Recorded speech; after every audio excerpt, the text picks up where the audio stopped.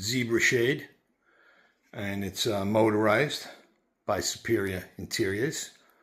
631-225-9600. So we got the remote. We're going to go to number 2. You'll see the second light up. I'm going to open it up.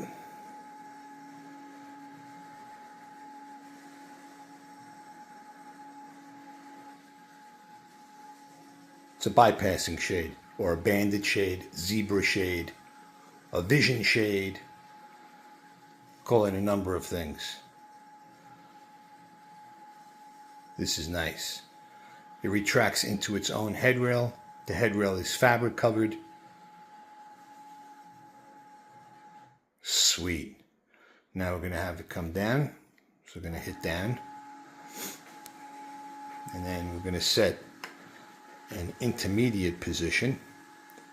And I'll show you how that works, which is nice. You get up in the morning, you want to see some daylight, you want to see what's going on. This is nice because you could stop this wherever you want. Unlike a silhouette shade, when it's closed, it's closed. This one you can have halfway and have it opened. So now we're going to go all the way down, and it's going to stay closed. Now you get up in the morning, you go to number 2, you hit the old intermediate position.